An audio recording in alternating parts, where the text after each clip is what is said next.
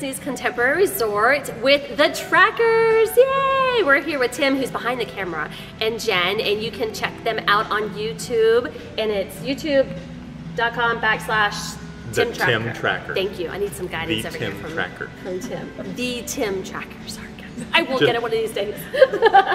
But you guys asked a ton of questions about visiting Disney World, and these guys are huge experts as well. They're just like us, here all the time, always at the parks, and they came along with us to answer some of these questions. So we're gonna they did a first phase over on their channel, and this is the second phase on our channel. So we'll include the link to check out their questions as well. But we're here to answer the questions that you guys asked. So let's go. First question comes from Petach Jack, and the question is, what do you feel is the best after-hours party at Walt Disney World? Oh, that's a good one. I love the after-hours parties. Okay, so do you want me to answer this one, or are you gonna chime in? No, go right ahead. Okay, so I love Mickey's Very Merry Christmas Party. For us, Christmas does not start without that party. I mean, that is like the first thing we do, but I love Mickey's Not So Scary Halloween Party, and that would be my favorite. The reason is because they have an amazing parade, which I can never get that song out of my head. Boo to you. Is it? Yeah, you can't get that song out of your parade. So they have this incredible parade, the costumes, trick-or-treating. You leave with a bag of candy, even the adults. So I would definitely say that is my favorite. How about you? Yeah, that's definitely my favorite. I mean, the parade is amazing. You've got the undertakers from the Haunted Mansion dragging their shovels and doing a dance with that. You've got the Headless Horseman that starts the parade off. Like you say, it's one of the few times you're allowed to dress in costumes at Disney, and the costumes are absolutely amazing. I remember one year a guy came dressed as Bumblebee. I mean, his eyes lit up and everything. It was unbelievable. Yeah. So, I mean, yeah, it's really cool. The best thing about all those after-hours parties for me personally, I mean, I'm an adult, I'm a dad, you don't really get the kid part of Disney unless you go to those after hours parties. I really get into like going back to my childhood at those after hours parties. Yeah, he actually dresses up, which is impressive for him. Yeah. So to me, it brings you back to your childhood, and that's what's really wonderful about those. Yeah. Do you have a favorite? Oh, my favorite is also the Mickey's Not So Scary. Oh, yeah. I love it. The parade is my favorite thing. And this year they're gonna have a Hocus Pocus stage show, I heard. Yeah. I can't wait to see that. Yeah, that looks cool. Yeah. That looks cool. And I have to throw in, just because, it's travel and we always like to save you money, I have to throw in the fact that if you're ever going to Disney when there is a special event going on and you're going just for a day, we have a lot of friends and family that come in just for the day. Instead of going and buying a one-day pass, think about going to the special event, because it's less money to buy the special event ticket. You have more magic because you have all the special event activities, and then it's also in the evening hours. So instead of buying a one-day pass, think about buying possibly, a ticket just to the special event. And you get in early. So even though the party starts at 7 p.m., you can get in as early as 4 p.m., even with that special event ticket. So, and then it closes at midnight. So you've really got a full 8-hour day in the park for much less than a one-day ticket. Exactly. The next question comes from the Gabe90, and they want to know, what is a must-do at Walt Disney World? Ooh, that's a big question. What is a must-do? I mean, that could It's hard to narrow it down just one. I mean, even Stacy on the channels in the resort narrows it down to 10 must-dos. And even within that, she'll have 3 must-dos in her number 1 must-do. So. Well, what's her number 1 must-do then? Her number 1 must-do, I think, is the mountains. Right? I think it is, yeah. Space Mountain, Splash Mountain, and Thunder Mountain. Yeah. And for those of you that haven't stayed in the Disney resorts, there's a little commercial that runs on the Disney Channel in the resorts that it's called the Disney Must-Dos. And it's with a host named Stacy. She's got a list of 10 must-dos. Yeah. And they literally are more than 10. I mean, oh yeah, it's like 3 or 4 into each one. Yeah. A must-do. I mean, for me, a must-do is Pirates. I do Pirates every time I come. It's one of the original rides at Disneyland.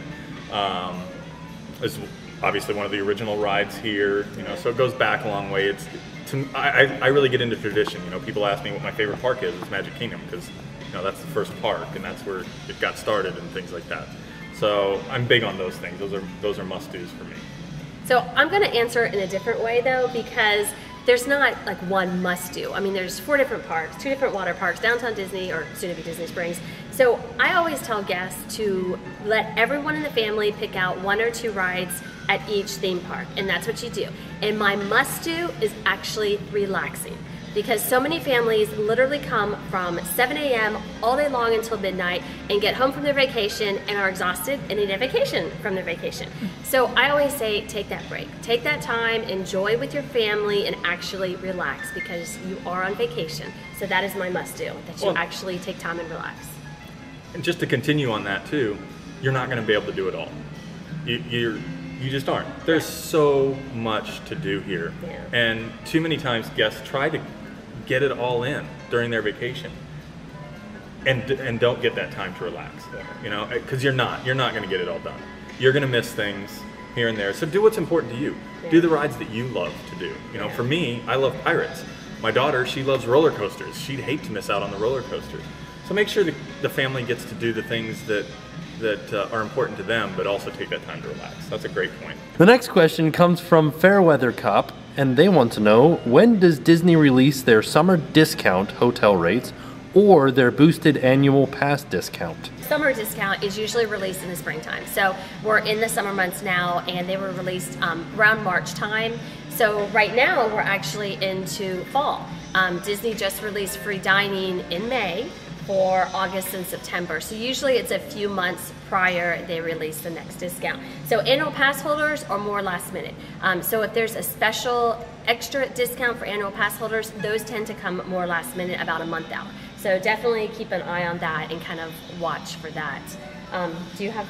Well, I was just going to say, you know, that's part of the advantage of booking with a travel agency like ours, is that our travel agents watch for those things. Yeah. You don't have to keep up with it. You don't have to really know when those things are coming out, because your travel agent who's taking care of your vacation for you is watching for you. They'll actually just update to whatever the best discount that's available for your vacation without even telling you. You'll just get an email saying, hey, you've been updated to this, and you got $500 off your vacation, by the way. Yeah, that was fantastic. It literally was a couple weeks ago when Disney released free dining, and we actually take a poll of our agents, then the money savings that they save their guests.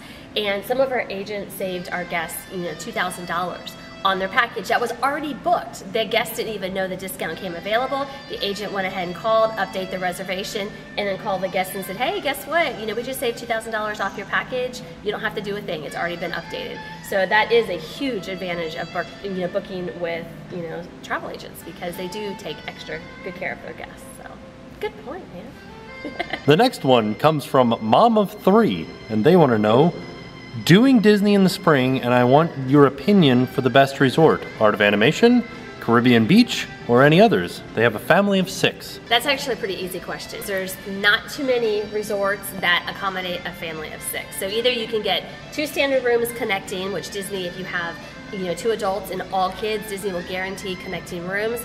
But when it comes to a family of 6, I would say Art of Animation without hesitation. Art of Animation is an amazing resort. They have the fantastic suites now that are themed after Lion King, Finding Nemo, Cars, super cute theme. The pool is amazing, largest pool on property. So I would definitely say Art of Animation. Would you? Oh yeah, absolutely. I absolutely love Art of Animation. It's a great resort. The parents get their own room. Yes. With an actual door. Their own bathroom with an actual door. Yeah. So I mean, it's a great resort. Like Allison said, the pool's the biggest one on property, but it also has music. So like when you're underwater, you can hear the Nemo music, and Nemo and Dory will talk to you underwater. Yeah. I mean, it's a really fun, really well-themed resort. It does not have a sit-down restaurant, so that would be the only downside, but their food court is the best food court on property. In my opinion. Yeah, I agree. It's a great food court with lots of different options. So even though you don't have a sit-down restaurant there, you do have a fantastic food court. Yeah. Art of Animation.